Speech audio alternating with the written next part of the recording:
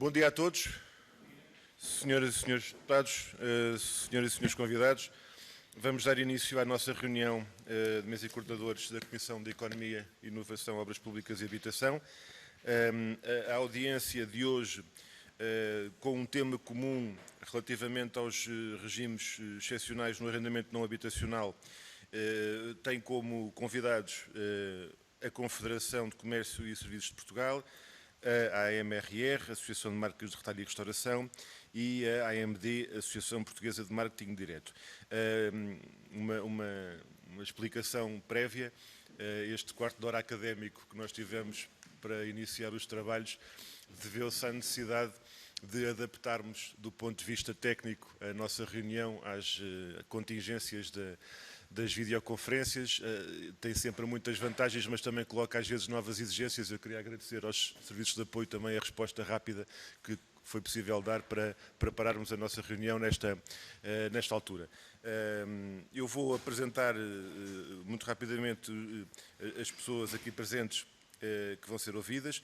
A doutora Ana Vieira, secretária-geral da CCP, pela parte da AMRR, o presidente Miguel Pina Martins, vice-presidente Filipe Amaro, vice-presidente Paulo Andrés estará, através de videoconferência, em contacto connosco, o secretário-geral Marco Claudino, aqui presente. E, pela parte da AMD, o presidente João Novaes de Paula, o Dr. Miguel Pauseiro e Elísio Maia, também aqui presentes.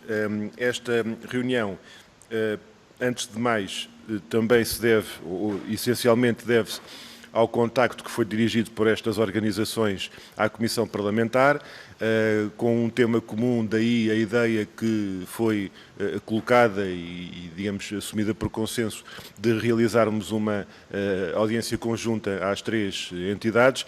Nós vamos organizar os nossos trabalhos em princípio numa ronda de intervenções iniciais e numa ronda de perguntas com a resposta conjunta no final. As organizações, por início de apresentação das intervenções, podemos dar, digamos, até 10 minutos para cada apresentação, ou seja, 10 minutos para a CCP, 10 minutos para a AMRR, 10 minutos para a AMD. Cada organização poderá naturalmente gerir o seu tempo conforme entender.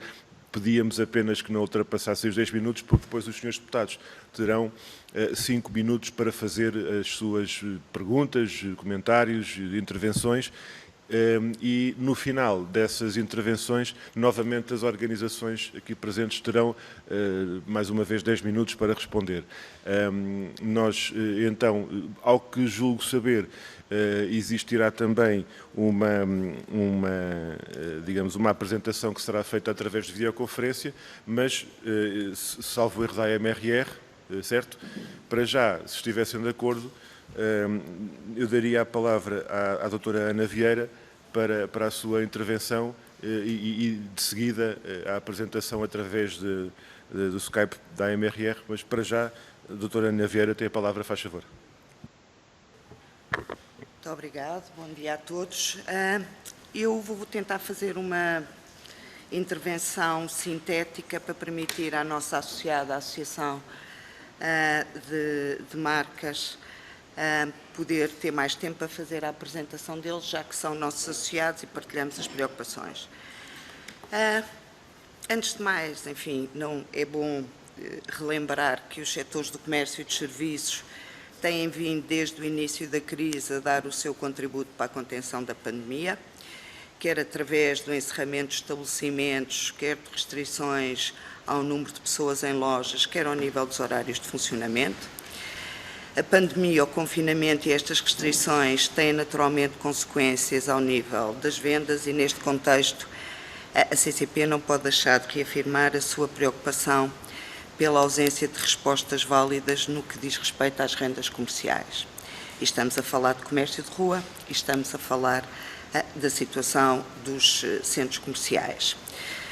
Estamos neste momento com 8 meses de situação pandémica e aquilo que constatamos é que a pequena folga dada pelo verão rapidamente vai desaparecer, não só face às novas medidas que têm vindo a ser adotadas, mas principalmente pelo clima de receio que se está novamente a instalar e que se reflete já em termos de vendas.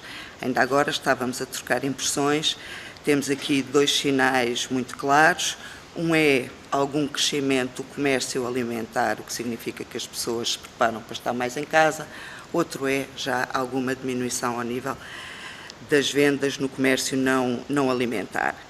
Sabemos que toda esta realidade assenta em cima de um conjunto de meses em que houve, em alguns setores, quebras a 100%, por exemplo, o caso dos cabeleireiros, mas também de todo o comércio que não teve a oportunidade de desenvolver formas de comércio online, ou no caso da restauração, os takeaway, e que ainda hoje as quebras rondarão os 30%, 40%, e temos muito receio que tudo isto se vá agravar com o inverno. Também temos que ser claros, algumas medidas que são muito úteis, como por exemplo a questão do teletrabalho, têm um efeito muito devastador na restauração, principalmente em meios mais pequenos, principalmente quando o peso do Estado é muito importante em núcleos urbanos mais pequenos e a maioria continua em teletrabalho, e também sabemos que a restauração tem um efeito de arrastamento muito significativo relativamente a outros serviços de proximidade. Temos também que ter noção que muitos portugueses tiveram quebras de rendimento e assistimos neste momento a taxas de poupança como nunca vimos nos últimos anos.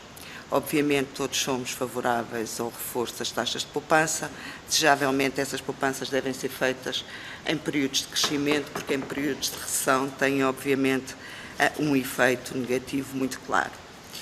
Dizer também que as medidas que têm vindo a ser adotadas pelo Governo relativamente às empresas, excluindo o layoff e sucedâneos, todas elas se limitam a adiar no tempo um conjunto de obrigações ou aumentar o endividamento. Se num primeiro momento houve uma adesão maciça dos nossos setores às medidas aprovadas, e vamos ver as estatísticas e isso é evidente, a verdade é que se começa a verificar um certo cansaço e a convicção de que muito dificilmente se conseguirão regularizar todos os compromissos que têm vindo a ser adiados. Temos em síntese a convicção de que teremos uma crise mais profunda do que as estatísticas vão revelando e as consequências em termos de emprego são inevitáveis. É bom recordar que durante a crise anterior, só no setor do comércio o número de ativos contraiu significativamente e o desemprego passou para o dobro e tivemos momentos em que tínhamos qualquer coisa como 140 mil pessoas oriundas do setor do comércio desempregadas. Portanto, estamos a falar de um número muito elevado de pessoas. Esta crise é diferente, mas não é nada claro que, em termos de emprego, as consequências não sejam as mesmas, até porque tudo indica que, excetuando o setor da construção, que vai manter-se em velocidade de cruzeiro até ao próximo ano, pelo menos em termos do pacote de encomendas que tem, os outros setores vão ter quebras significativas. E isso reflete-se necessariamente no consumo e no conjunto de outros serviços de proximidade. E, portanto, é neste contexto que a CCP entende, no que diz respeito ao arrendamento comercial de rua, que as soluções que foram sendo implementadas, nomeadamente a Lei 4C, baseada em pagamentos faseados de rendas ou hipotéticos acordos entre senhorios e arrendatários, não resolvem o problema. Tem que haver, e a CCP tem vindo a dizer isso, uma repartição de sacrifícios entre empresários, senhorios e o Estado. Entendemos que devem ser criadas condições para um perdão ou redução de rendas em função de quebras de atividade, propondo-se ainda, uma vez que as situações dos senhorios sejam muito distintas, que haja contrapartidas para alguns senhorios ou para todos ao nível das taxas liberatórias. A lei pode e deve favorecer acordos entre empresários e senhorios, mas na ausência desses acordos deve haver uma redução imposta do valor da renda, comprovando-se uma continuada quebra de atividade. A Lei 4C carece ainda de outros ajustamentos, desde logo quanto aos prazos previstos, porque 2021 é já amanhã, e é importante ainda assegurar, por exemplo, a possibilidade dos empresários, durante a situação pandémica, poderem resolver unilateralmente os contratos sem que lhes sejam exigidas e executadas quaisquer quantias a título de garantias ou outras. Já que no que se refere às rendas nos conjuntos comerciais, e uma vez que a nossa associada irá fazer uma a exposição mais detalhada, limito-me a dizer que partilhamos o que são as preocupações e apoiamos. Obrigada.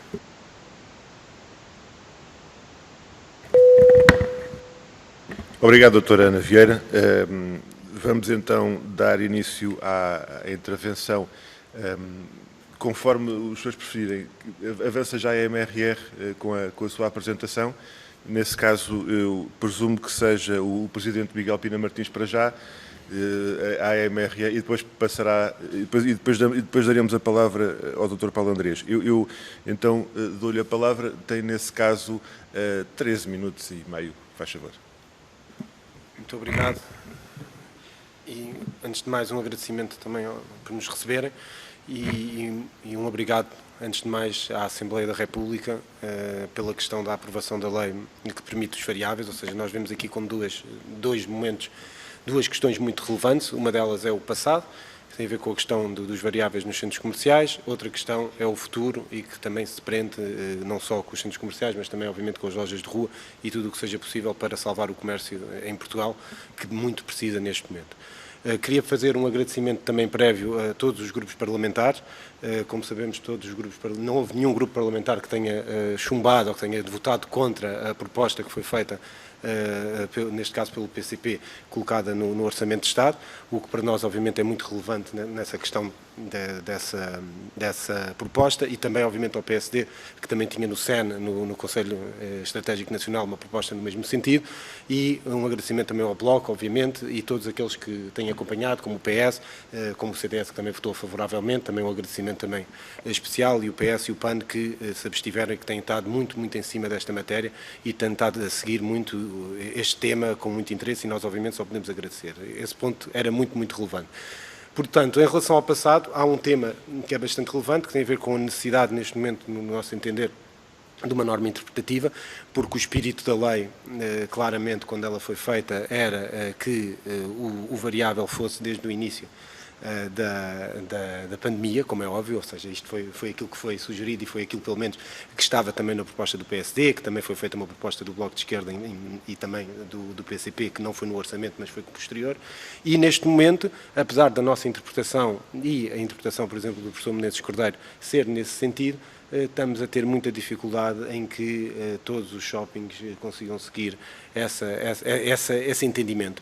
E isso para nós, obviamente, acaba por ser muito preocupante, porque estamos a falar de milhares e milhares de empregos que precisam de proteção também depois da pandemia, apesar da pandemia obviamente ainda estar, e infelizmente parece que está com mais força do que nunca, mas acima de tudo no período de fecho. E esta lei é muito importante. E aquilo que nós também queremos deixar o apelo à Assembleia e aos partidos mais uma vez, é que pudessem também interpretar neste sentido realmente esta lei, que é muito importante que realmente a entrada em vigor e a produção de efeitos seja a 15 de março, que foi quando realmente começaram os fechos e que começou um problema gigantesco na nossa economia no que toca no comércio. Isso é questão do passado e que para nós obviamente é muito importante. Em relação ao futuro, infelizmente aquilo que nós temos não é melhor. Infelizmente, nós vemos os nossos parceiros europeus todos a confinar, todos, ainda não todos, mas já temos a Irlanda, já temos a Bélgica, já temos uma série deles a impor recolhas obrigatórios. Nós, historicamente, temos estado sempre 2 semanas atrás, mas o que é certo é que, infelizmente, parece que os tempos não vão melhorar agora com o inverno, como também já era previsto há muito tempo. E por isso, nós também vimos, mais uma vez, também pedir ao Parlamento para que, assim como aconteceu nesta questão dos centros comerciais, mas que também possa fazer algo para as lojas de rua e para os centros comerciais, nomeadamente continuar com uma partilha de sacrifícios, porque é aquilo que nós pedimos acima de tudo. O que nós estamos a pedir é que exista uma partilha de sacrifícios entre arrendatários e senhorios. E isso para nós é muito importante, porque é preciso segurar o emprego. Nós estamos a falar com o comércio, e como os senhores deputados sabem bem melhor do que eu, estamos a falar de o setor número 1 no país a nível de emprego. Estamos a falar do setor número 1. E esta crise tem que se combater com a proteção do emprego. Isto também, obviamente, já todos sabem, não venho ensinar nada a ninguém, mas, acima de tudo, nós queríamos reforçar essa questão, não só a questão do passado, que é preciso clarificar e realmente chegarmos aqui a um ponto de entendimento para que estas empresas possam sobreviver e, acima de tudo, que se possa continuar a proteger o emprego, e começarmos a pensar em medidas para o futuro, porque achamos que é essencial realmente conseguirmos ter algo que possa apoiar, porque é impossível a partir de janeiro. Nós temos setores, posso falar do meu, mas há outros com quebras de 60%, 50%, 40%, que em janeiro é impossível, por exemplo, no caso dos centros comerciais, mas a mesma coisa das lojas de rua que vão estar a pagar as rendas do passado, conseguirem pagar estas rendas todas por inteiro e manterem os empregos. Infelizmente esta pandemia veio para ficar e precisamos também que venham para ficar algumas medidas. Eu estou a tentar ser bastante breve, pois o Paulo, que está por Skype, iria ter aqui uma pequena apresentação para falar um bocadinho dos impactos neste momento da pandemia, não só no nosso setor, como no setor também do imobiliário. Por isso, não sei como é que funciona, mas se conseguirmos passar para o Paulo. Então, neste caso, eu julgo que estamos em condições para avançar para a intervenção do Dr. Paulo Andrés por videoconferência. Eu cumprimento o Dr. Paulo Andrés, dou-lhe as boas-vindas e lanço-lhe então o desafio para fazer a sua apresentação em 9 minutos. E tem a palavra, desde já. Faz favor. Vou tentar apresentar aqui o PowerPoint que tenho aqui preparado. Só um momento.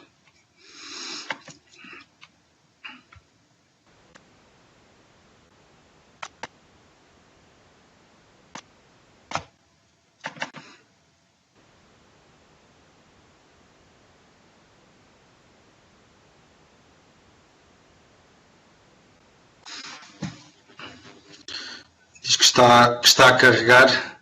Não sei se me ouvem bem. Perfeitamente. Tudo bem. Está a demorar aqui um bocadinho mais a carregar.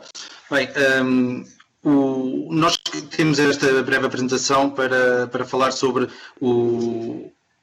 Diz que não foi possível carregar o fecheiro. Há bocado tínhamos experimentado carregar o fecheiro e funcionou. Agora, pelo visto, parece que está a dizer que não funciona. Vamos ver se agora.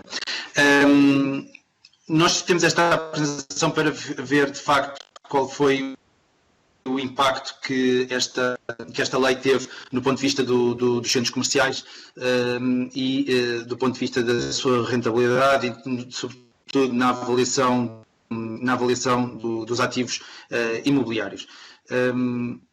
Diz que não consegue carregar. Dr. Paulo Andrés, se me consegue ouvir, daqui fala Bruno Dias, a presidir a reunião. A AMRR teve a atenção de enviar a priori a apresentação que está aqui em causa. Julgo que já estamos com ligação e que já consegue ter essa apresentação, mas caso não consiga neste momento fazer a apresentação, eu chamo a atenção de todos para o facto de que a AMRR já enviou a apresentação. Eu estou a vê-la aqui à minha frente porque estou a abrir o meu mail, portanto todos os senhores deputados nos vossos mails têm a apresentação e podem ter acesso aos documentos em causa. Já conseguem ver agora? Já está a conseguir. Pronto. Com estes minutos, não vamos penalizar os seus 9 minutos, que não são assim tantos. Em todo o caso, pedia-lhe que não ultrapassasse o tempo, por favor, para não atrasarmos demasiado a reunião. Obrigado. Ou seja, para nós é muito importante avaliar, de facto, o que é que aconteceu na realidade, porque, como nós sabemos, houve muitas narrativas de muitas pessoas ligadas aos fundos imobiliários a dizer que esta lei, sendo aprovada, que haveria uma desvalorização de 40% dos imóveis que estavam nesses fundos e que isso iria levar à falência de muitos desses fundos e de muitos centros comerciais. E por isso nós, na altura, dissemos que isso não corresponderia à realidade. E nós, neste momento, temos os factos concretos relativamente à realidade e não a cenários possíveis. E, por isso, a pergunta é qual foi o impacto da lei na valorização dos ativos do retalho detidos pelos fundos, e a resposta não pode ser outra a não ser zero ou muito residual. Nós, na altura, tínhamos indicado que a desvalorização máxima andaria na casa dos 2,5% dos ativos, que na nossa opinião não seria uma coisa muito grande, e por isso veio a confirmar, a realidade veio confirmar os nossos dados.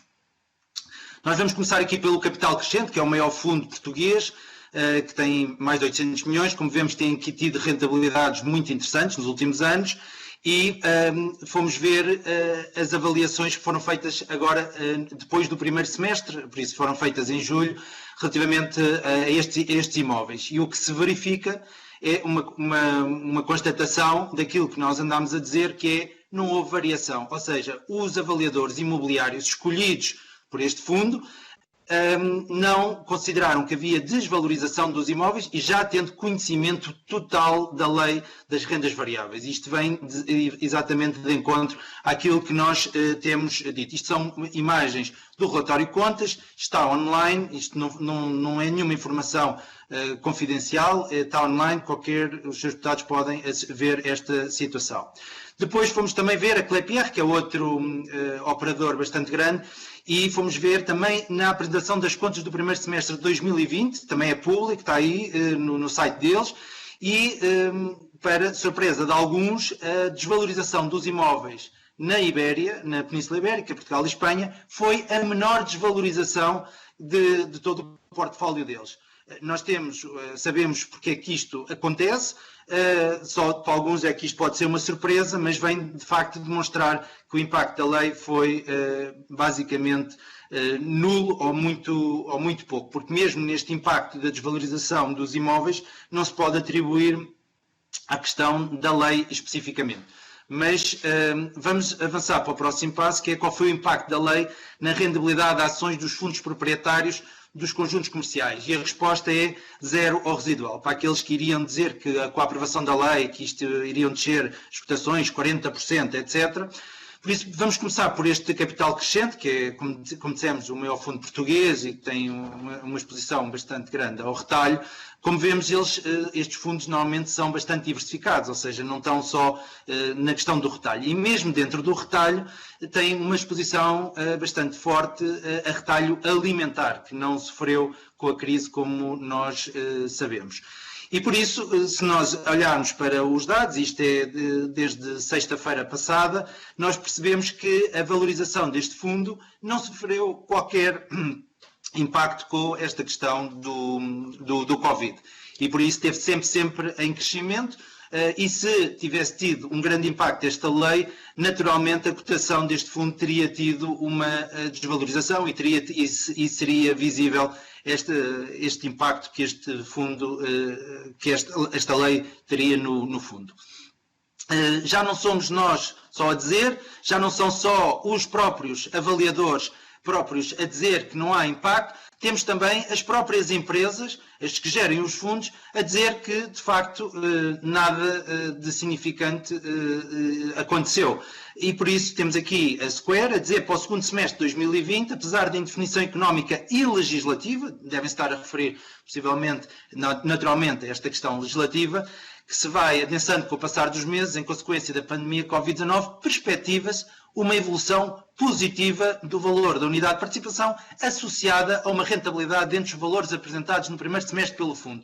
E por isso, pouco ou nada altera, continuam a falar de rentabilidade, lucros, enquanto que o retalho fala em prejuízos. E por isso isto vem sempre, de facto, daquilo que nós temos dito, que é, nós estamos a falar, de um lado, de uma diminuição da rentabilidade, uma pequena diminuição da rentabilidade, versus enormes prejuízos para o lado dos retalhistas.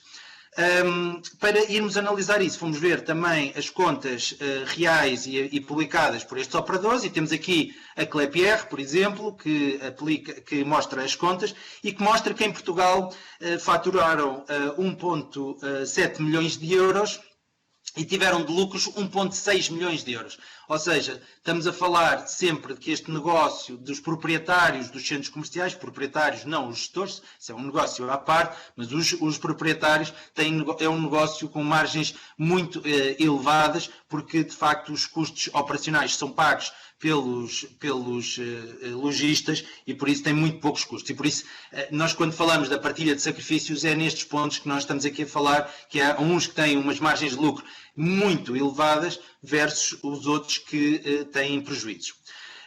Vamos também analisar aqui a Sonai. De facto, a Sonai é o maior operador em Portugal dos centros comerciais, e o que fomos analisar também nas contas do primeiro semestre, mais uma vez, não trazemos aqui nenhum dados que não possam ser verificados pelos senhores deputados e também que estão públicos na internet. E por isso a Sonai apresenta o primeiro semestre de 2020, bateu recordes de faturação e ganhou, permitindo ganhos de cota de mercado na maioria dos negócios. E por isso só se pode concluir que o Covid teve uma situação interessante para a SONAI do ponto de vista das vendas, porque conseguiu aumentar as vendas, segundo a própria SONAI, e também conseguiu ganhar cota de mercado, porque naturalmente com os outros lojistas fechados, encerrados, a SONAI, que vende roupa, vende eletrodomésticos, vende brinquedos, vende tudo, conseguiu ganhar estas cotas de mercado e naturalmente apresenta isso como um facto positivo.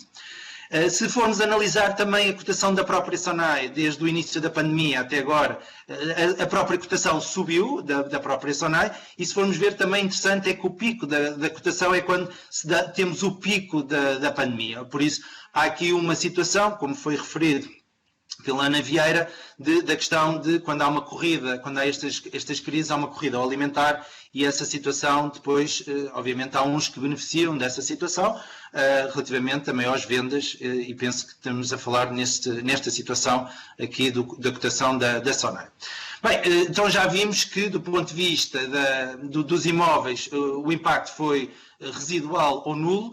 Já vimos também que do ponto de vista da cotação, que aquela situação que muitos tinham dito que iria acontecer não se verificou, de quedas brutais do ponto de vista da valorização desde o início da pandemia, ou concretamente sobre a questão da lei das rendas variáveis, porque se a lei tivesse sido aprovada, que isto viria uma desgraça. Dr. Paulo, eu agradecia que fosse concluindo, fosse encaminhando para o final, parecendo que não os minutos já passaram, por isso se pudesse ir abreviando, okay. Agradecia.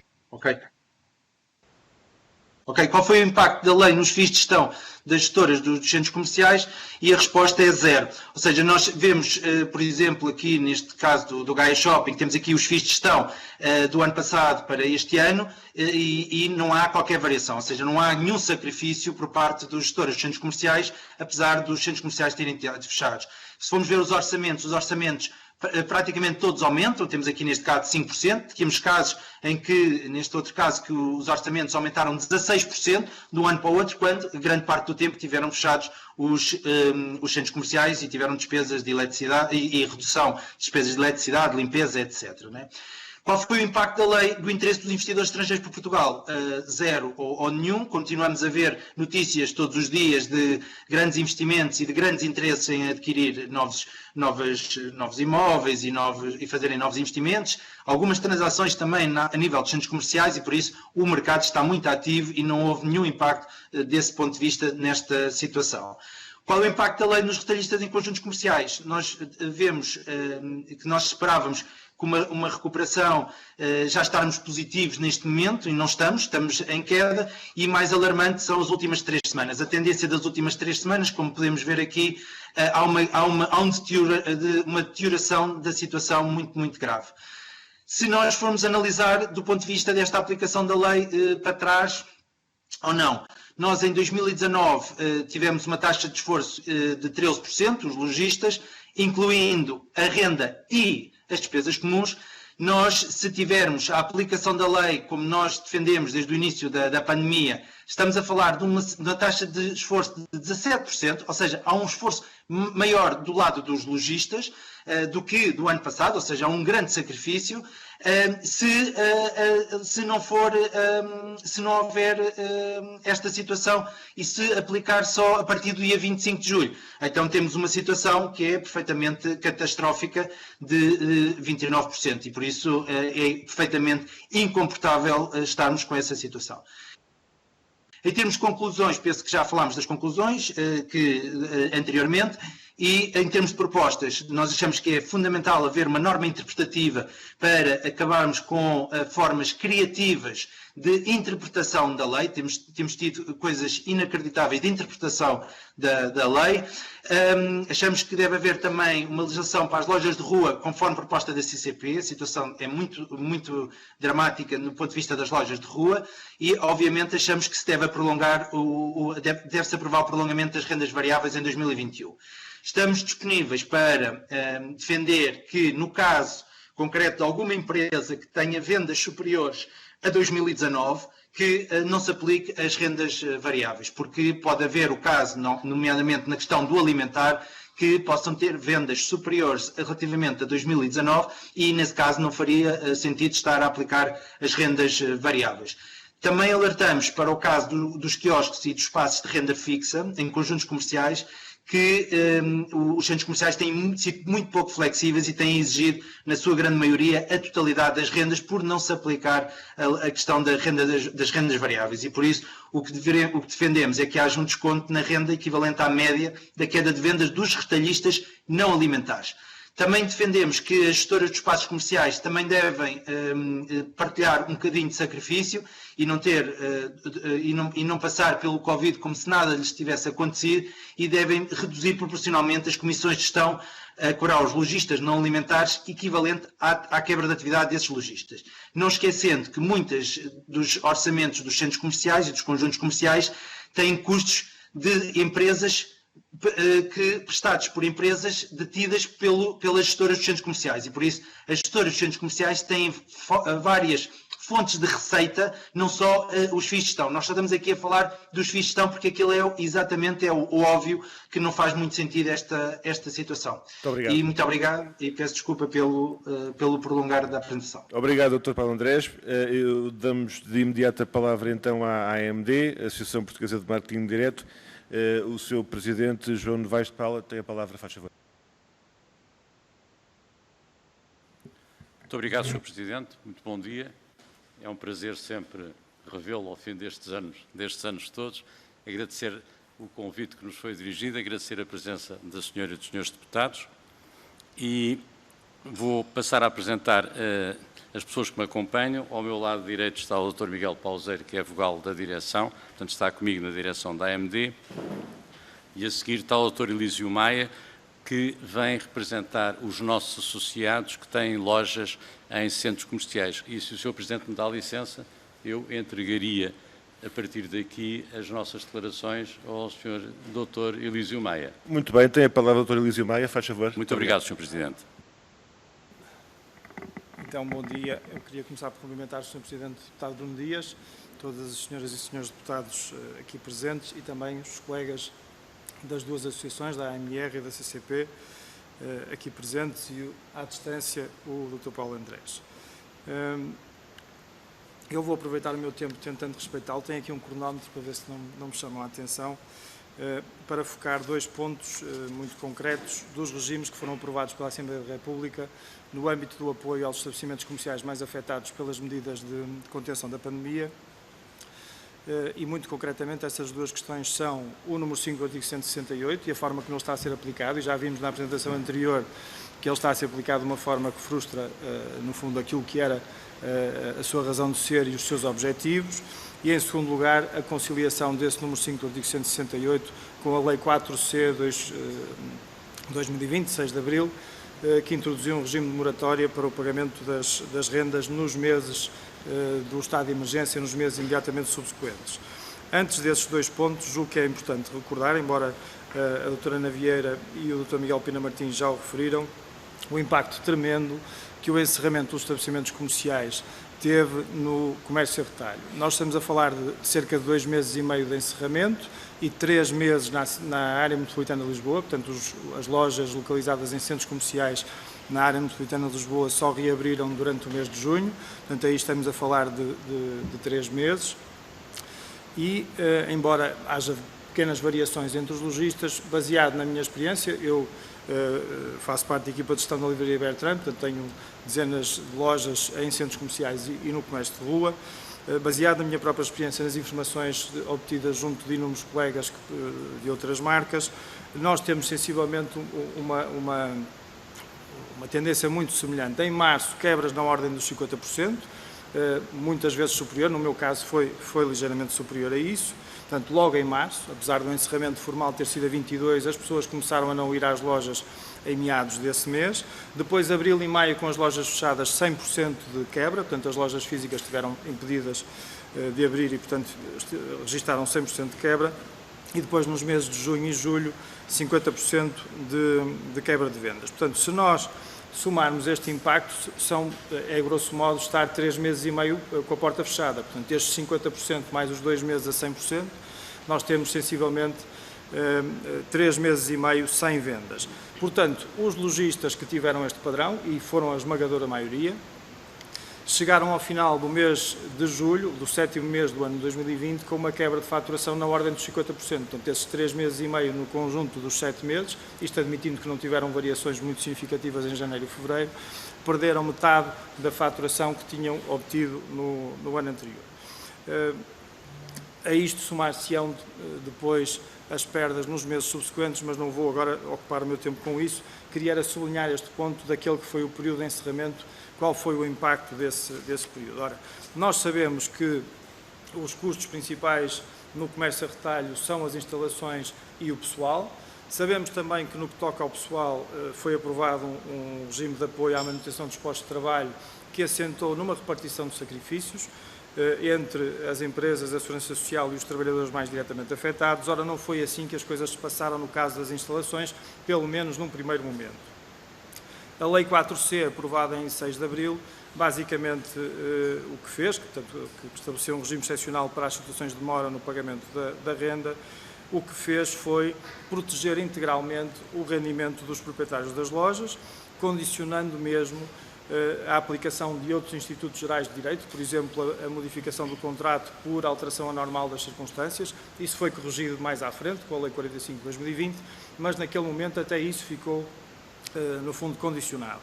Ou também a própria obtenção de acordos mais favoráveis. Eu recordo-me até, na discussão da Lei 4C, houve uma proposta num dos artigos, salvo erro do PAN, que dizia salvo acordo em contrário. Essa proposta não foi aceita e, portanto, era possível defender que até a Lei 4C quis regular a situação e impedir até acordos mais favoráveis. Isso também foi corrigido na segunda alteração à lei. Felizmente, os lojistas souberam organizar-se.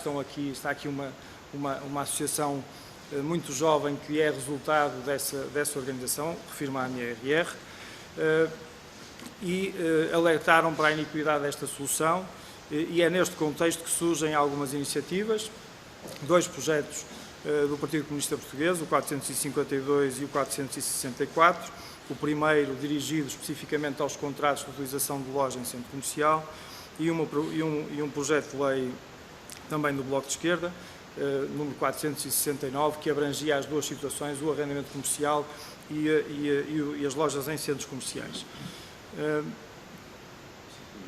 Muito bem. Depois, estes projetos foram depois discutidos conjuntamente e é no contexto da Lei do Orçamento de Estado, e o Sr. Deputado Bruno Dias tem isto bem presente, porque é autor, é o primeiro signatário do projeto 452 e também do projeto de alteração à Lei do Orçamento de Estado. Esta solução da variável, o artigo 168, número 5, surge no Orçamento do Estado. Ora, essa solução é muito relevante, só que enquanto nos projetos do Partido Comunista Português, nos projetos de lei 452 e do Bloco de Esquerda 469, essa solução aplicava-se desde o início do impacto das medidas, no caso do PCP a partir de 22 de março, no caso do Bloco de Esquerda a partir de 1 de abril. Esta norma não faz uma menção ao início de vigência, está integrada na Lei do Orçamento de Estado. O Orçamento de Estado foi publicado a 24 de julho, entrou em vigor a 25 de julho e, portanto, muito concretamente, os operadores, como já foi dito, estão a aplicá-la apenas para futuro, apenas do dia 25 de julho em diante. Ora, por isso é que eu referi inicialmente o impacto que tivemos nesses meses. Esse impacto de cerca de metade da faturação do ano anterior não tem qualquer ajuda, não tem qualquer apoio nesse período, porque a solução vale a pena apenas para futuro. Portanto, se estivéssemos com as normas de vigência dos projetos de lei que eu já referi, nós teríamos no mês de março uma redução de 50% da remuneração. No mês de abril e de maio não pagaríamos remuneração variável porque não registramos quaisquer vendas, e nos meses de junho e de julho teríamos novamente um apoio de 50% através da remuneração variável.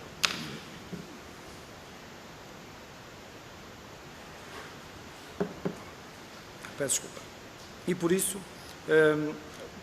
parece-me que existem 2 soluções e era assim que queria terminar este primeiro ponto, e o segundo é muito mais rápido. Primeiro, Um dos caminhos seria a inserção desta norma na Lei 4C 2020, 6 de abril. Aliás, eu atrevo-me a dizer, se me permitem, que só a dinâmica parlamentar é que explica que esta norma tenha surgido no Orçamento de Estado e não na Lei 4C 2020, 6 de abril, onde provavelmente, porventura, faria mais sentido. E, portanto, se esta norma fosse inserida na Lei 4C 2020, ela ficaria sujeita àquele que já é o âmbito de aplicação no tempo definido nessa lei, leia-se os meses em que vigorou o estado de emergência e os meses subsequentes ao levantamento da medida de encerramento. Portanto, esta seria uma forma de introduzirmos, no fundo, de unificarmos este regime que está disperso por duas leis e resolvermos, de facto, este problema muito grave que é da falta de apoio quando os lojistas mais necessitavam dele.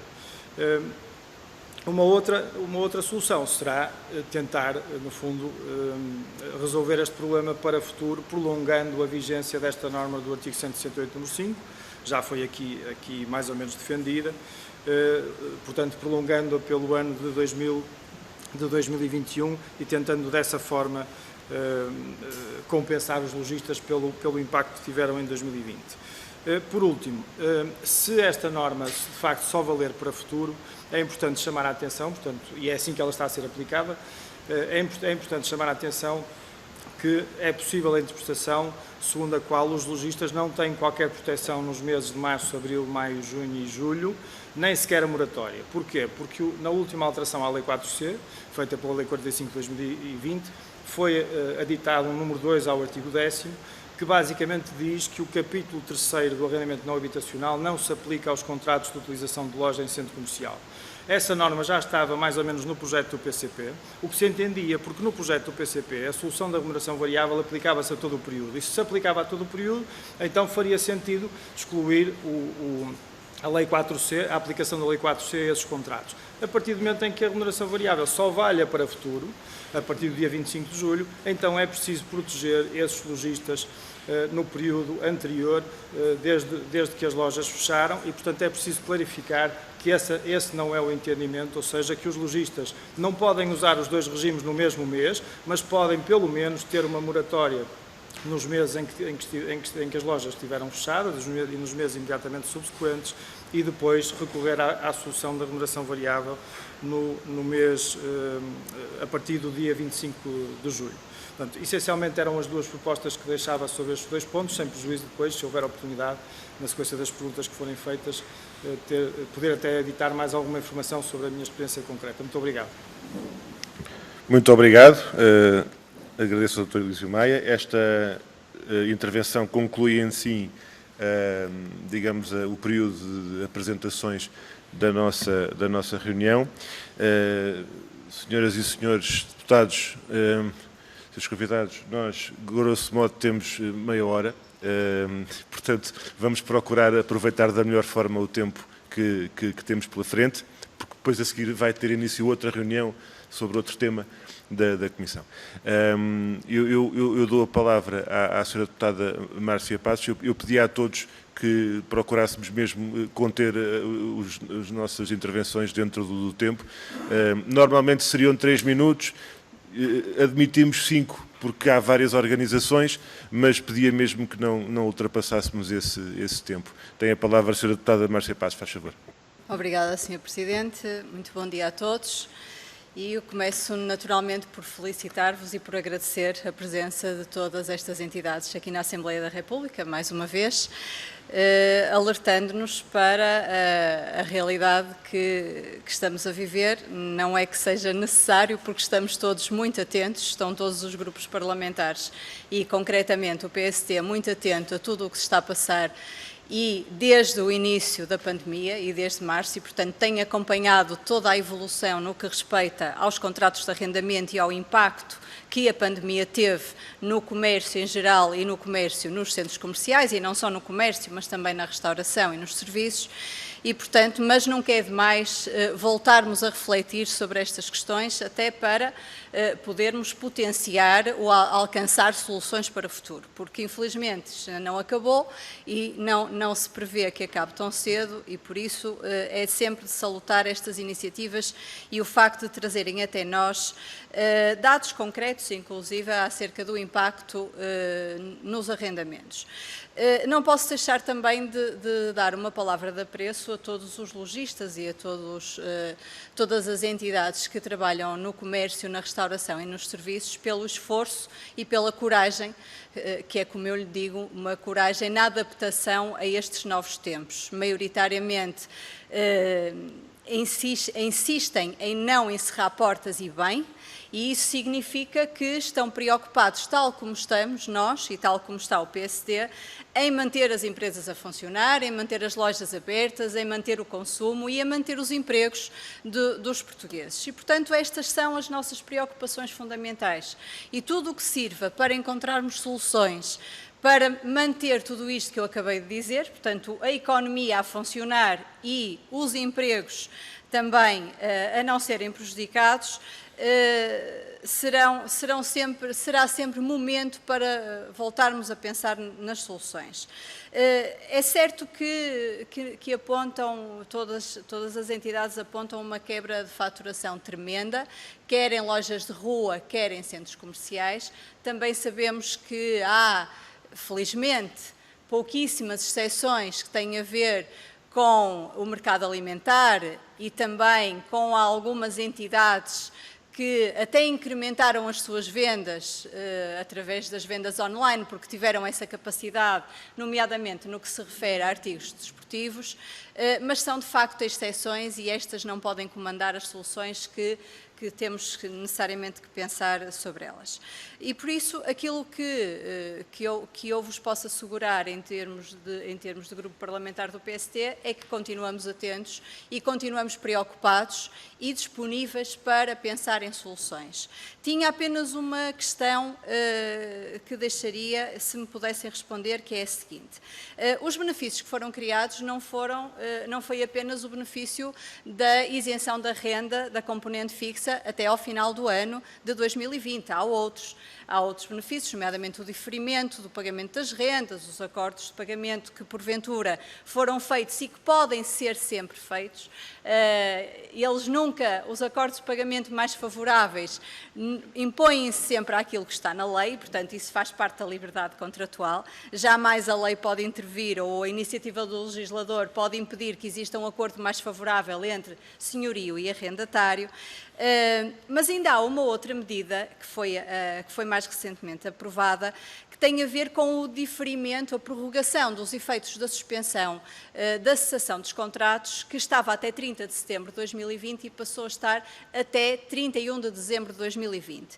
E no que respeita a este aspecto em particular, uma vez que estamos no dia 20 de outubro, eu gostaria de saber, se é que tem esse elemento, se isto teve algum impacto, ou seja, se a prorrogação que foi legislada até 31 de dezembro de 2020, com a condição do pagamento da renda de outubro, neste momento é o que temos em cima da mesa, portanto não podemos falar em novembro e em dezembro, mas se isto de facto teve algum impacto e se os arrendatários recorreram ou usaram este benefício que foi criado, o mais recentemente criado. E deixava esta pergunta para qualquer uma das entidades, se pudessem concretizar e responder-me. E era só. Muito obrigada. Muito obrigado, Sra. Deputada. Dou agora a palavra ao Sr. Deputado Ricardo Leão, do Grupo Parlamentar do PS. Faz favor. Presidente, obrigado. Queria, antes de mais, e tentar cumprir o tempo também, cumprimentar todas as entidades aqui presentes, agradecer, de facto, a sua participação nesta, que é a sede própria, nesta comissão, que é a comissão que deve tratar destes assuntos. Queria cumprimentar um particular cumprimento ao Miguel, porque acompanhando as minhas funções autárquicas, a criação, o crescimento da Science for You nas instalações do Prior Velho, era eu autarca, e portanto acompanhei de perto, portanto um cumprimento também especial. Mas queria, acima de tudo, dizer o seguinte: de facto, o Grupo Parlamentar do PS tem acompanhado muito de perto, como foi aqui dito, toda esta matéria. esta foi uma crise sanitária com efeitos brutais na nossa economia, em aspectos sociais importantíssimos, e que ninguém estava preparado, nem o comércio, nem os proprietários, nem os inquilinos, nem os lojistas, nem o governo, nem ninguém estava preparado, digamos, para dar uma resposta a tempo, respostas cuidadas a toda esta situação que foi criada e que infelizmente ainda se vive e como já foi aqui dito, os dados que se apontam para ficar ainda pior. E por isso, todas as medidas que foram criadas e que o Grupo Parlamentar do PS acompanhou de perto foram no sentido de minimizar, digamos, todo este efeito pandémico na nossa economia e, em particular, nas pequenas e médias empresas, que são a grande maioria da nossa economia, portanto, representa 90 e muito por cento da nossa economia, com particular incidência no comércio, nos serviços, restauração, e, portanto, tem que haver aqui uma particular atenção a este setor do comércio, da restauração e dos serviços, e por isso todas as medidas que foram criadas num tempo recorde tinham como fim esse minimizar desse impacto que iria, obviamente, trazer a todo esse setor. A Lei 4C foi uma lei que foi criada no sentido de apoiar, obviamente, os inquilinos não habitacionais, neste caso, com, digamos, a questão das rendas. É uma lei que ouvimos e demos com boa nota todas as propostas que a CCP aqui nos apresentou.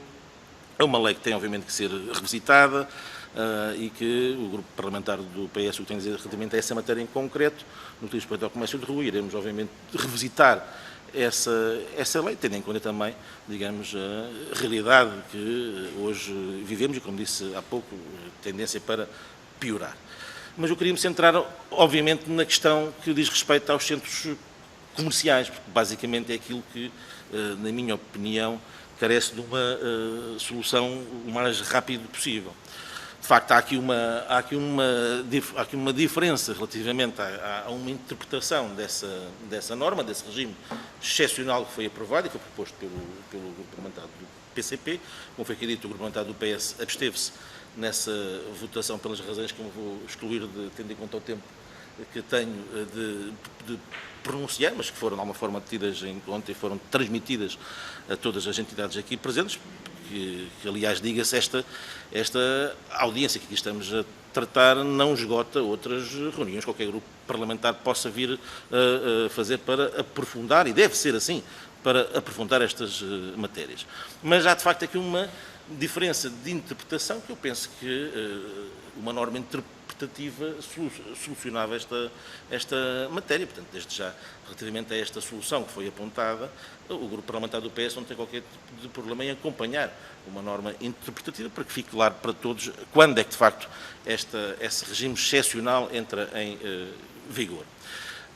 Tomei também com boa nota todas as propostas que a própria AMRR aqui nos apresentou. Como aqui ainda disse há pouco, essa norma interpretativa que importa clarificar, o parlamentar do PS desde já diz que não tem problema nenhum em acompanhá-la. Outras propostas, nomeadamente a moratória de crédito ao retalho, como outras propostas que você sabia aqui apontou, vamos dá-las com boa nota, vamos iniciar um conjunto de reuniões, estamos inclusive também rapidamente a preparar na especialidade o próximo orçamento para 2021, mas há aqui uma questão que eu gostava de colocar rapidamente, e já foi colocada pelo deputado do PSD. Rapidamente. É que a Associação dos Proprietários dos Centros Comerciais, agora, estas audiências também servem para nós, de uma forma, qualificar um conjunto de coisas. O que dizem aqui, relativamente a um conjunto de coisas, é que dizem que isto não beneficia as cadeias nacionais, que grande parte dos lojistas são cadeias internacionais e, portanto, esta é a apreciação que importa também aqui, de alguma forma, clarificar. E depois também, relativamente a que existe um conjunto de inúmeros acordos que foram feitos com os lojistas caso a caso e que beneficiavam mais os próprios lojistas do que propriamente a aplicação desta norma. São, digamos, opiniões que temos que ter em conta e que estas audições importa também, de alguma forma, colocá-las em debate. Muito obrigado, Sr. Deputado. Sr. Presidente, muito obrigado. Obrigado, Sr. Deputado. Vamos agora ouvir a intervenção a partir de através de videoconferência da Sra. Deputada do Grupo Parlamentar do BE, a Sra. Deputada Maria Manuel Rola. Eu julgo que está com ligação, estamos a vê-la. Sim, e conseguem ouvi-la? Estamos a ouvi-la. Tem a palavra, Ok. faz favor. Olá, bom dia a todos e a todas. Eu quero agradecer à CCP, à MRR e à AMD por terem vindo até aqui. Percebemos que também já é um pouco mais tarde do que aquilo que nos tinham solicitado. Há aqui questões que têm a ver com a aprovação, que não foram aprovadas das leis, dos projetos de lei propostos quer pelo Bloco de Esquerda, quer pelo Partido Comunista, e também relativamente ao orçamento suplementar, e que existem questões novas que estão em cima da mesa. Uma das primeiras coisas que eu gostava de dizer relativamente àquilo que nos vem apresentar aqui, principalmente da apresentação da AMR, é que fica visível que, ao contrário do que se veio a dizer nos últimos tempos, durante a pandemia, nós não estamos, de facto, todos no mesmo barco.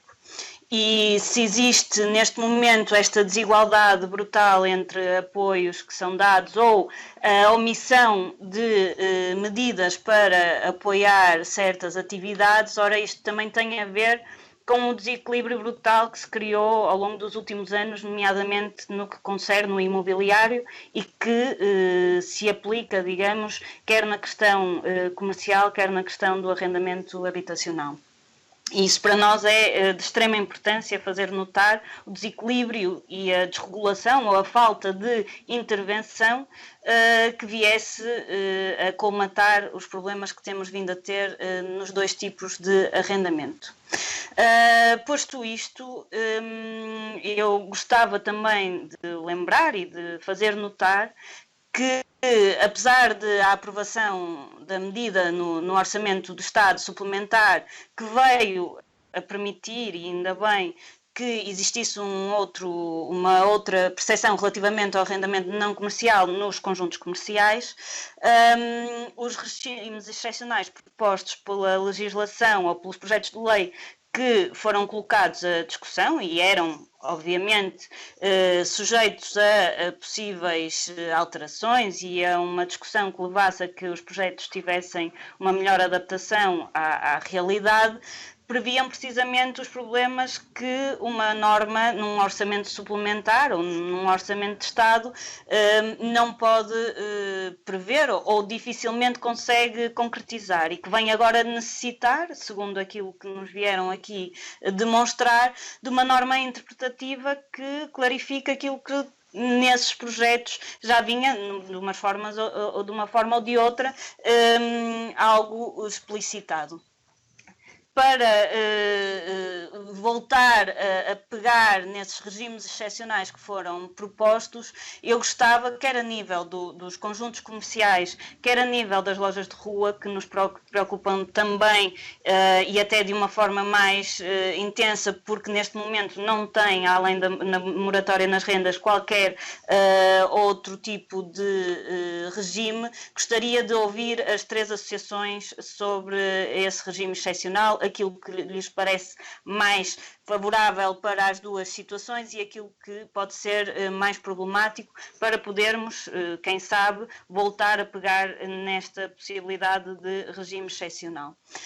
Para além disso, eu gostava também de perguntar sobre uma das questões que foi aqui falada também pela AMRR, pelo Paulo Andrés, sobre esta questão que eles levantavam da menor desvalorização na Ibéria. Eu presumo que também tenha a ver com a própria legislação que foi aplicada durante o período de emergência e posteriormente, e no período que ainda vivemos, mas gostava que isso ficasse clarificado também nesta audição e que percebêssemos todos e todas quais são as diferenças que levam a que na Península Ibérica os lucros acabem por se manter bastante elevados.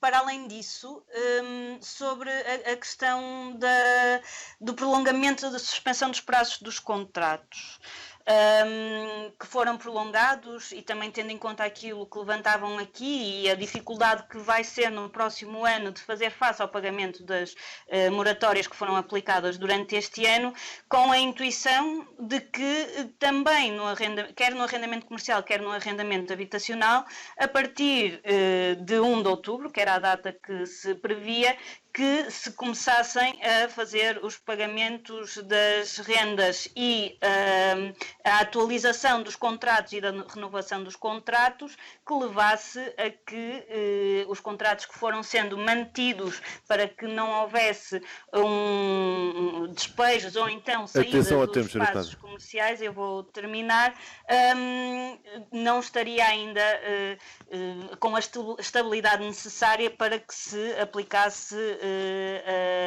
essa renovação dos contratos e o fim dos prazos dos contratos. Gostaria também de perceber se, ao mesmo tempo que solicitam o prolongamento durante o ano de 2021, se vos parece também acertado que a suspensão dos prazos dos contratos se prolongue também durante mais tempo. Muito obrigado. E ficava por aqui para não retirar mais tempo. Muito obrigada.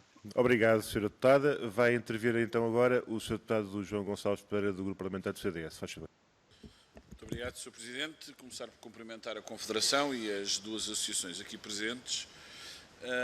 E devo dizer que não conto utilizar o tempo todo, porque não vou entrar aqui em questões de preconceitos em relação ao lucro de empresas, mas temos plena consciência que este é um esforço que exige a todos, tendo em conta o momento que vivemos, mas não entrarei nessas questões. De uma forma mais genérica, aquilo que nós aqui ouvimos. Nós tivemos uma primeira fase, uma primeira resposta do Governo, que passou pelo layoff, pelas linhas de crédito, pelas moratórias, e eu diria que essa primeira fase foi uma fase positiva, uma primeira resposta, tendo em conta que fomos todos surpreendidos com uma pandemia que ninguém esperava, com uma pandemia que foi destruidora, como é evidente, de economias à escala global, e o Governo nessa primeira fase teve essa resposta. A pergunta que coloca-se é que resposta é que deve ter numa segunda fase. E se houve alterações, e se houve aqui, de alguma forma, medidas excepcionais para um determinado período, nós, neste mesmo momento, devemos fazer uma avaliação daquilo que foram essas mesmas medidas e pensarmos para o futuro que medidas é que têm que ser adotadas.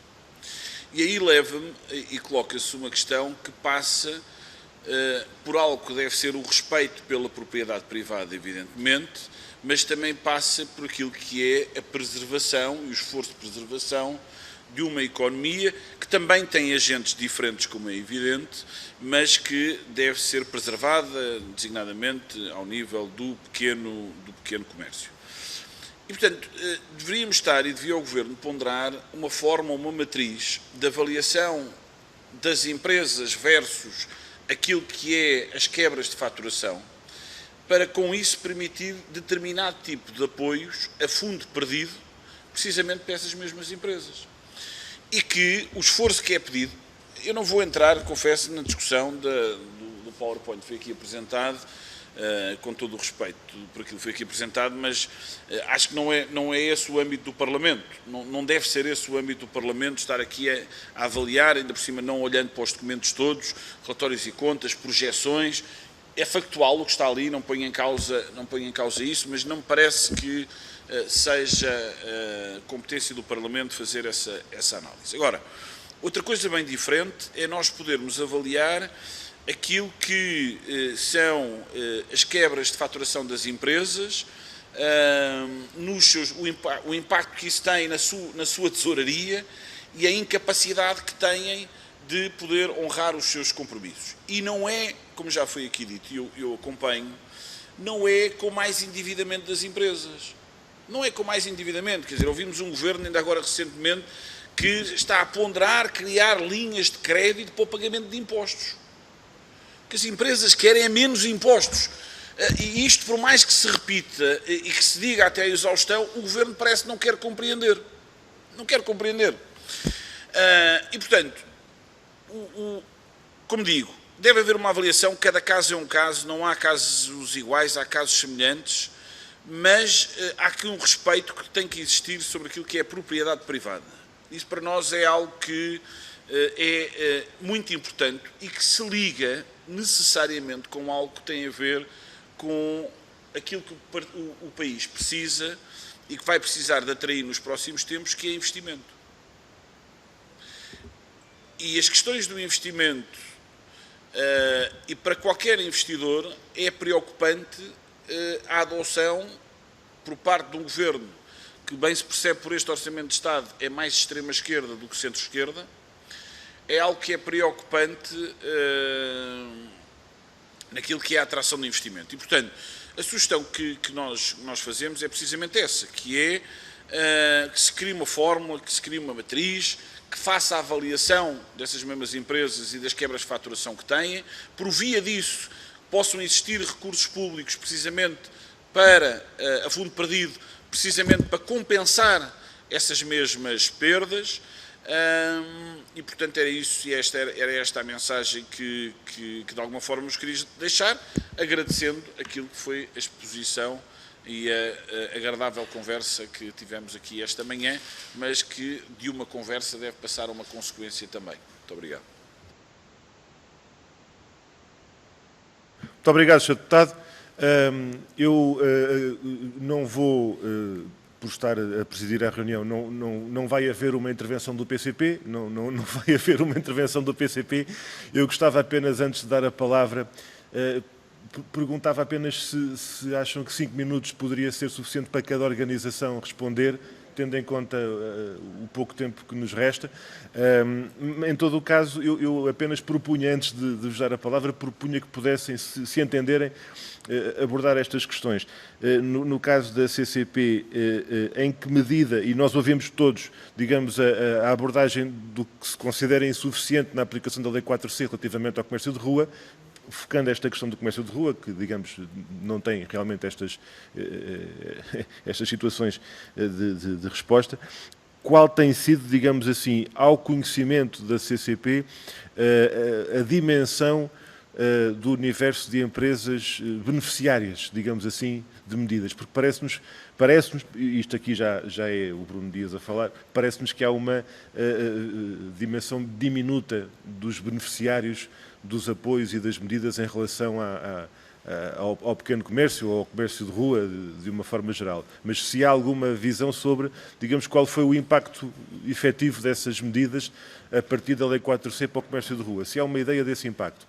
Relativamente à MRR, eu sugeria que pudessem, nas vossas respostas, abordar a propósito daquela questão dos lojistas nacionais versus cadeias internacionais, se o critério da ABL versus número de estabelecimentos pode explicar aqui algumas das abordagens que temos vindo a ouvir.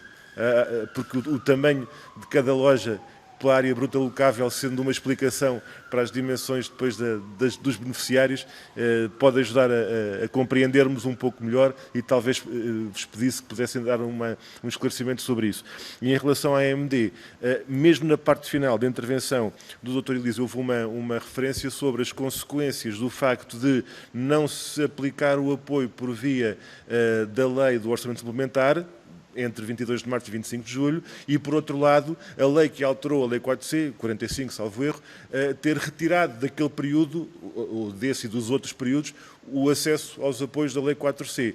E então eu pergunto que consequências é que isto coloca do ponto de vista das empresas neste âmbito, e o comércio de rua nem aqui cabe, já se sabe, mas nos centros comerciais, o que é que resta então e que situação é que isso coloca, nomeadamente naquela fase entre o 22 de março e o 25 de julho. O deputado João Gonçalves Pereira está a pedir a palavra. Sr. Presidente, é para apresentar um protesto. Eu pedi-lhe que fizesse no final, está bem? Depois dos senhores responderem. É porque é oportuno neste momento. É que o Sr. Presidente acabou por inaugurar aqui uma Não, regra... não, eu já lhe explico porque não... Inaugurou aqui uma Sr. Deputado, regra. eu não lhe vou dar a palavra e já lhe vou explicar, mas é depois dos senhores responderem porque é que não estou a inaugurar nada. O senhor não conhece, mas eu já lhe explico. É que eu não quero que tenha problemas Sim, lá no senhor. Comitê Central Não do se PCP. preocupe, não se preocupe. Eu já, respeita as regras, então, olha, eu, neste caso vou-lhe explicar. Quem inaugurou isto foi mesmo o Presidente Helder Amaral, antes do senhor cá estar, que era do CDS. Portanto, e o resto eu já lhe explico. Muito obrigado. Então, tem a palavra para responder a doutora Ana Vieira da CCP e depois os restantes senhores convidados. Mais uma vez, muito obrigado. Tentando clarificar um pouco a minha intervenção inicial, portanto, a CCP, quando disse que fomos claramente beneficiários de medidas, estava-me a referir em especial ao layoff e às medidas relativas ao financiamento, não às questões do arrendamento, para as quais não temos dados, nos outros temos dados estatísticos. Relativamente às medidas que têm vindo a ser contempladas para o comércio de rua, as informações que vamos recolhendo levam-nos a crer que um grande número de empresas tem recorrido à moratória, às moratórias que têm sido sucessivamente renovadas. Temos também a convicção de que vai ser importante renovar essas moratórias se não houver soluções mais benéficas, porque uma coisa é ter quebras durante 3 meses, outra coisa é ter quebras durante 8 meses, outra coisa é ter quebras um ano, mais ou menos que nós prevemos que vai acontecer. E por isso dizemos, possivelmente, em muitos casos, as moratórias só por si não serão suficientes. Nós, obviamente, somos os primeiros a respeitar a propriedade privada. O que entendemos é que é preciso haver aqui alguma partilha de sacrifícios. E a partilha de sacrifícios, no caso de algum perdão de rendas, até antes de mais, pedir ao Estado que contribua através de impostos, ou seja, de não receber o valor das tributações, das taxas liberatórias, relativamente a rendas que possam ser reduzidas ou perdoadas. Basicamente, é esse o entendimento que temos vindo a ter relativamente ao arrendamento de rua. Obviamente, não deixamos de partilhar a ideia que é importante termos um quadro estável para a captação de investimento, com certeza. Também partilhamos a convicção de que isso se faz ao nível de vários domínios, seja fiscal, seja de legislação laboral, mas também todos percebemos que os investidores nesta fase sabem que não é uma fase normal e, portanto, estão à espera de haver medidas que impliquem algumas restrições, e elas estão a acontecer em vários países. Nós não estamos a propor nada que não esteja a acontecer noutros países. E, basicamente, era isto que eu gostaria de dizer. Obrigada. Muito obrigado. Dou a palavra, então, ao Presidente da AMRR, Miguel Pina Martins. Faz favor. Muito obrigado, Sr. Presidente. Vou ser muito telegráfico, são aqui muitas perguntas e precisar depois sair mais um minuto só aqui para o Vice-Presidente também dar só aqui uma nota em relação aqui a alguns temas. Em relação à Sra. Deputada Márcia Passos, há 2 temas. Primeiro, é muito importante percebermos que as empresas, que as lojas que estão nos centros comerciais ficaram sem proteção de moratória durante o período de fecho. Ou seja, neste momento não há proteção absolutamente nenhuma naquele período. Estão a pagar as rendas, alguns centros estão a interpretar pagamento de rendas por inteiro e pagamento já, com injunções. E depois já vamos falar nisso a seguir. Ou seja, não é uma coisa, isto está a acontecer neste momento.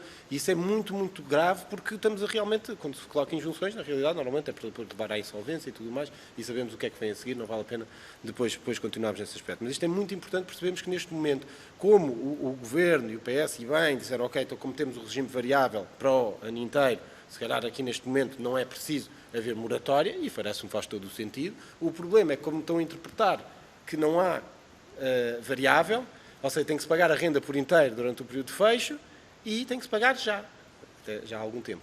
E isso é um problema que neste momento existe e que é muito importante, por isso esta questão da norma interpretativa é fundamental. Porque neste momento aquilo que foi uma coisa bem feita no nosso entender, que é realmente, ok, há variável, então não faz sentido haver a moratória. Neste momento não existe. E por isso a norma interpretativa requer-se realmente o urgente para conseguir resolver isto, porque neste momento realmente os lojistas dos centros comerciais do período de fecho estão mais desprotegidos do que os restantes, por essa razão. E por isso era importante também esclarecer isso e a questão da norma interpretativa. A questão que tinha referido da continuação dos contratos até ao final do ano. Nós não sentimos... Nós estamos muito aqui com a CCP nas medidas que colocaram. É mais importante para nós haver realmente uma alteração de circunstâncias e percebermos que a renda que valia 10 mil euros hoje não tem tráfego nenhum, não passa ninguém e vale só 5 mil e nós conseguirmos renegociar do que propriamente estar a prorrogar. Porque prorrogar, eu dou o meu exemplo, e há vários associados que têm, mas nós tínhamos um contrato que acabava em junho. Houve um interesse em renovar e nós conseguimos renovar logo com 70% de desconto no centro comercial. Porquê? Porque havia interesse e perceberam que ou pagávamos os 30% de renda ou íamos embora. E foi isso que foi renegociado. O problema é aqueles que tinham os contratos maiores que não há renegociação absolutamente nenhuma. No caso de quioscos, por exemplo, outra vez, a renda até a ser paga por inteiro, porque como não tem variável, está a haver uma interpretação de como não há variável, é só fixo, então a renda é paga por inteiro e outra vez, sem proteção, sem moratória, o que acaba por ser outra vez um problema muito, muito grande que neste momento está criado. Ou seja, aqui nestes eu conheço porque temos vários quiosques e lojas, temos um problema porque temos que pagar a renda por inteiro, sem proteção da moratória e sem variável. E por isso é que era muito importante a clarificação desta lei e também abranger, obviamente, aqueles que não têm variável e encontrar, por exemplo, um variável médio, haveria alguma solução certamente. Mas isto é realmente muito, muito complicado. E por isso, depois, em relação ao PS e ao deputado Ricardo, ou seja, basicamente, é muito importante percebermos, independentemente de tudo, sejam as cadeias internacionais, nacionais, onde vêm, o emprego é todo nacional. Todo. E isso é muito, muito importante. E a pessoa que trabalha na Zara, ou que trabalha na Quebra-Mar, ou que trabalha na Toys R Us, ou que trabalha na Bertrand, é portuguesa. E paga a segurança social aqui e IRS aqui. Ou seja, não é que nós não estamos aqui a defender, nós estamos a defender o emprego. Isso é muito, muito importante. E esta medida de conseguirmos, acima de tudo, partilha de sacrifícios, que é isso que nós pedimos, abrange o emprego, porque no final do dia isto tem que se fazer contas, e se a renda é a mesma, o emprego vai descer, e é isso que nós não queremos. E essa é a grande questão desta medida, e é muito importante percebermos isso. Nós temos imensas cadeias nacionais, as empresas são todas nacionais, independentemente de tudo, nós não temos empresas que não investem sem ter uma empresa cá, sem pagar cá impostos, e por isso é muito relevante. Há formas, obviamente, de retirar isto. Se nós dissermos assim, ok, esta empresa cresceu vendas, como nós estamos a falar, por exemplo, no retalho alimentar, que genericamente estão a crescer vendas e estão a crescer bem rendas. Ok, retire-se para o futuro. Pronto, está resolvido. Retalho alimentar, ou como quiser, quem está a crescer vendas, se a loja estiver a crescer vendas, não tem acesso a variável.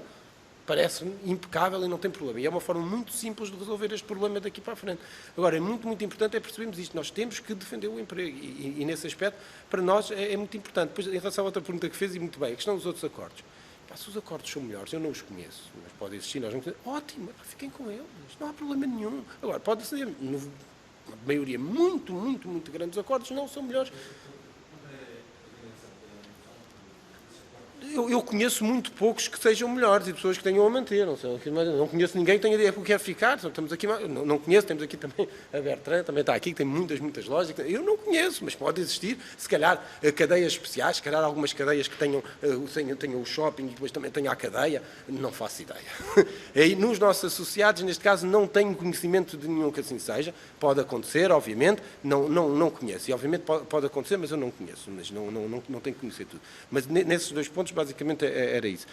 Em relação ao Bloco de Esquerda e à toda Maria Manuel Rola, realmente, já respondi na questão da suspensão dos prazos dos contratos, por isso aí já está respondido, ou seja, a resposta é a mesma que tinha dado à deputada Márcia Passos. Não tem um valor muito, muito grande. Obviamente, tudo o que ajudar o emprego, tudo o que ajudar os arrendatários, e eu volto a lembrar este rácio que já da outra vez que cá tivemos, que é muito importante. Por cada emprego que existe num senhorio, por cada um emprego, existem entre 150 e 200 empregos dos arrendatários.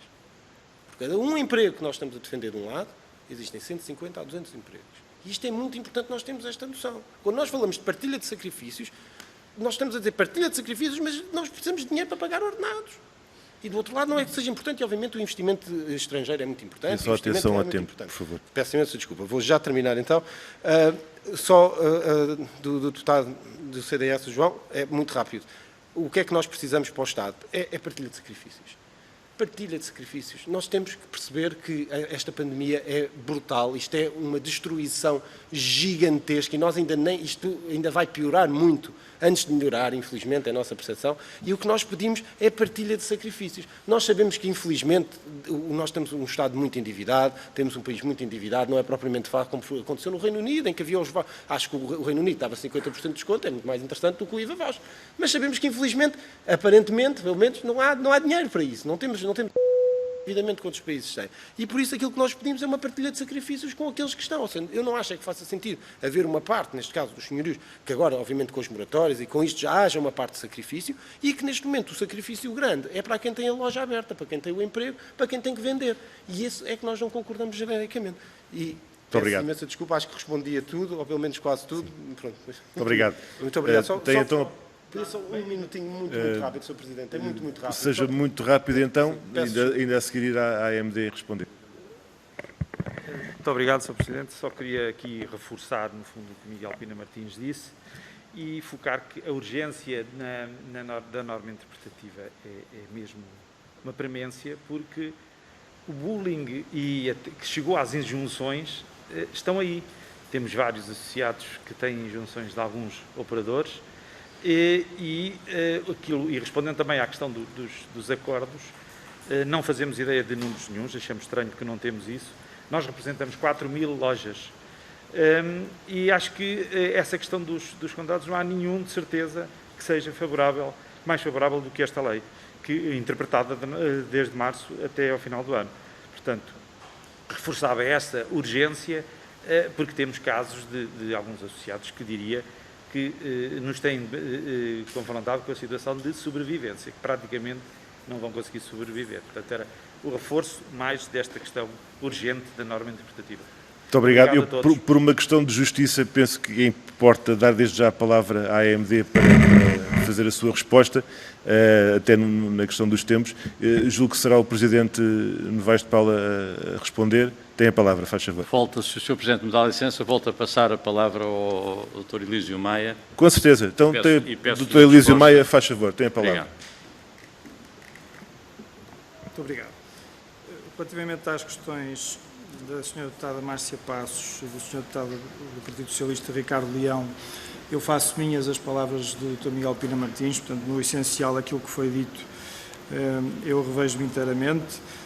Acrescento só no que toca às marcas nacionais, marcas internacionais, que a Bertrand nasceu em Lisboa em 1732 e continua portuguesa, 100% portuguesa, e, portanto, mas além das portuguesas é preciso pensar que as outras também empregam portugueses, não é? Mesmo aquelas que são marcas internacionais estão cá a dar emprego a portugueses e portanto também não podemos esquecer isso.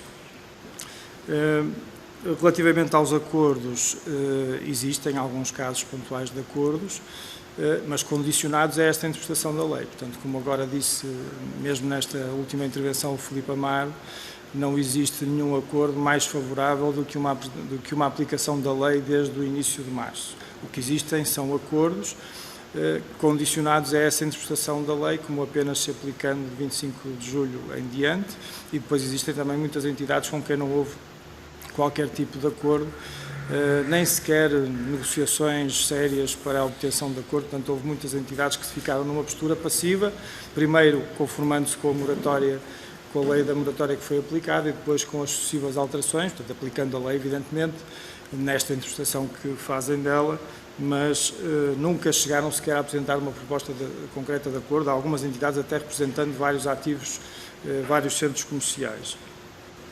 Depois, eu gostaria de referir aqui duas coisas sobre o comércio de rua. De facto, o comércio de rua, os arrendamentos comerciais, não beneficiaram desta medida do artigo 168, número 5, que apenas se aplica aos contratos de utilização de loja em centro comercial e àqueles em que existe uma remuneração variável, porque também há o problema daqueles que apenas têm remuneração fixa e aí, como disse o Paulo Andrés, a interpretação está a ser a de que a lei não se aplica e, portanto, a renda é devida integralmente, mesmo nos centros comerciais, mas, de facto, os lojistas dos arrendamentos comerciais não têm aqui qualquer apoio. Eu julgo que poderia ter havido uma diferenciação em função da natureza dos proprietários. Portanto, os proprietários não são todos iguais. Nós temos proprietários que dependem efetivamente das rendas, que têm 1, 2 lojas, 3 lojas, 4 lojas e que nós sabemos que de facto vivem dessas rendas e com quem, aliás, devo dizer, é fácil chegar a acordo, porque eles, acordos razoáveis, de um pequeno apoio, porque eles têm todo o interesse que o lojista se mantenha. Com quem é difícil chegar a acordo é com os proprietários que têm um parque imobiliário tremendo e cuja margem negocial é completamente diferente, que estão nas grandes artérias comerciais. A segunda nota que eu gostaria de deixar sobre o comércio de rua, não extravasando um pouco o tema, mas eu acho que também é importante partilhar esta experiência. O grande problema do comércio de rua neste momento e de algumas lojas mais pequenas de centro comercial é a lotação. Esse é o principal problema que nós enfrentamos neste momento. Nós temos, depois da retoma da atividade, continuamos com quebras de tráfego na ordem dos 40% a 50%. E essa quebra de tráfego resulta de 2 razões. Há pessoas que continuam em casa, e por razões que são compreensíveis, que continuam a preferir o comércio online, mas também há pessoas que querem entrar e não conseguem. Portanto, a quebra de tráfego resulta destes 2 motivos. Nós temos, nos dias mais relevantes da semana, filas intermináveis à porta dos estabelecimentos, o que no comércio de rua, basta ver pelo tempo que fez ontem e hoje, é impossível, não é? As pessoas não vão ficar no exterior das lojas a apanhar chuva e, portanto, quando veem nem que sejam 2, 3, 4 pessoas à porta, vão-se embora. Ora, a regra que nós temos neste momento é 20 metros quadrados por pessoa. Esta regra é completamente desproporcional. Nós temos a lotação, em termos legais, só existe lotação para a restauração, não existe uma lotação definida para os estabelecimentos comerciais, mas se nós nos servirmos da lotação da restauração, que são 0,75 metros quadrados por pessoa, mas vamos arredondar para 1. Uma pequena loja de 50 metros quadrados poderia ter 50 pessoas, 30, 20, 25, só pode ter 2. Uma loja de 50 metros quadrados, que as há imensas nas nossas ruas comerciais, só pode... Entra o casal, já não entram os filhos ficam à porta, não é? Portanto, um dos grandes problemas neste momento do comércio de rua, do pequeno comércio, das pequenas lojas, é a lotação máxima que está definida e, apesar de já termos sinalizado isto por diversas vias, continua a ser a todos os 15 dias renovada esta regra, com muito impacto para o comércio. Muito obrigado. Muito obrigado. Obrigado, Dr. Elísio Maia. Nós, naturalmente, que teremos na Assembleia da República a continuação destes debates e desta questão, seja no plano legislativo, seja no âmbito do trabalho em Comissão Parlamentar. Amanhã, à tarde, após o plenário, estará na Comissão Parlamentar o Sr. Ministro da Economia, em que os seus deputados poderão, naturalmente, abordar também estas matérias em relação aos apoios às empresas e temos todos os debates em plenário que são conhecidos para os próximos tempos. Esta audiência conjunta das 3 organizações começou com 15 minutos de atraso, termina com 15 minutos de atraso, não prejudicamos mais ninguém. Agradecemos muito a vossa vinda, a vossa participação, a vossa colaboração e a mensagem que transmitiram aos seus deputados e aos grupos parlamentares. Despedimos até ao nosso próximo encontro. Pedia só aos seus deputados que não se retirassem da sala. Nós vamos desde já dar continuidade para a próxima reunião e, antes disso, uma breve troca de impressões entre uma reunião e outra. Muito obrigado. Bom trabalho a todos. Até à vista. Muito obrigado, Sr. Presidente.